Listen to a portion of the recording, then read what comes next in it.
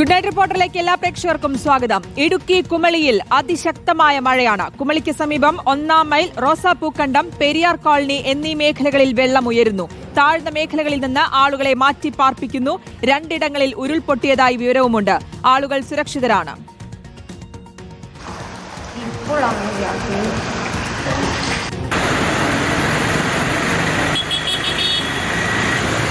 രാഹുൽ സുരേഷിന്റെ വിശദാംശങ്ങൾ നൽകാൻ. രാഹുൽ, ഈ താഴ്ന്ന പ്രദേശങ്ങളിലാണ് കാര്യമായി ബാധിച്ചിരിക്കുന്നത്. ഈ പ്രദേശങ്ങളിൽ നിന്ന് ആളുകളെ മാറ്റി എന്നുള്ള വിവരങ്ങൾ നേരത്തെ റിപ്പോർട്ട് ചെയ്തിരുന്നു.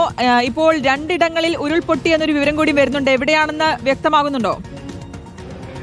ശ്രുതി, കുമളിയിലെ പരിസര പ്രദേശങ്ങളിൽ മഴയുടെ ശക്തി അല്പം കുറഞ്ഞിട്ടുണ്ട് എന്നത് ചെറിയൊരു ആശ്വാസം നൽകുന്ന വാർത്തയാണ്. പക്ഷേ 2 ഇടങ്ങളിൽ ഉരുൾപൊട്ടിയതായുള്ള സംശയം പഞ്ചായത്ത് അധികൃതർ തന്നെയാണ് പങ്കുവയ്ക്കുന്നത്. പക്ഷേ അത് രാത്രി സമയമായതിനാൽ എവിടെയാണ് കറക്റ്റ് ഈ ഉരുൾപൊട്ടിയിരിക്കുന്നത് എന്നത് സ്ഥിരീകരിക്കാൻ കഴിഞ്ഞിട്ടില്ല. പഞ്ചായത്ത് അധികൃതർ നൽകുന്ന വിവരം അടിസ്ഥാനത്തിലാണ് നമ്മൾ ഈ വാർത്ത റിപ്പോർട്ട് ചെയ്യുകയും ചെയ്യുന്നത്. അതേസമയം താഴ്ന്ന പ്രദേശങ്ങളിൽ കയറിയ വെള്ളം ഇപ്പോഴും ഇറങ്ങിയിട്ടില്ല. മഴയുടെ ശക്തി അല്പം കുറഞ്ഞിട്ടുണ്ടെങ്കിലും വെള്ളം ഈ താഴ്ന്ന മേഖലയിലേക്ക് ഒഴുകിയെത്തുന്നുണ്ട് എന്നാണ് അവിടെയുള്ള ആളുകൾ തന്നെ പറയുന്നത്. 168 ആളുകളെയാണ് ഇതിനോടകം തന്നെ ബന്ധു വീടുകളിലേക്കും അതുകൂടാതെ ക്യാമ്പുകളിലേക്കും മാറ്റി പാർപ്പിക്കുകയും ചെയ്തിട്ടുള്ളത്. മുമ്പ് സൂചിപ്പിച്ച പോലെ തന്നെ 1-ാം മൈൽ, റോസാപ്പൂക്കണ്ടം, പെരിയാർ കോളനി ഉൾപ്പെടെയുള്ള കുമളിയോട് അടുത്തുള്ള പ്രദേശങ്ങളിലാണ് മഴക്കെടുതി അതിരൂക്ഷമായിട്ടുള്ളത്. ഇന്നലെയും ഇതിന് സമാനമായ സാഹചര്യമായിരുന്നു അവിടെ ഉണ്ടായിരുന്നത്.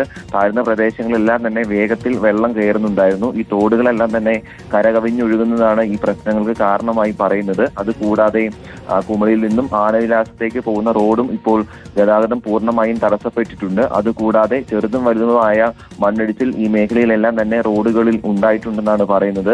അതുകൊണ്ട് തന്നെ പഞ്ചായത്തിന്റെ നേതൃത്വത്തിലാണ് JCB ഉപയോഗിച്ചുകൊണ്ട് ഈ മണ്ണ് നീക്കം ചെയ്യാനുള്ള പ്രവർത്തികളാണ് പുരോഗമിക്കുന്നത്. അതുകൂടാതെ മരം കടപുഴകി വീണുകൊണ്ട് ഈ ഇലക്ട്രിക് പോസ്റ്റുകളും തകർന്നിട്ടുണ്ട്. അതുകൊണ്ട് വിവിധ മേഖലകളിൽ ഇപ്പോൾ വൈദ്യുതി ബന്ധവും ഭാഗികമായി തടസ്സപ്പെടുന്ന സാഹചര്യം നിലനിൽക്കുന്നുണ്ട്.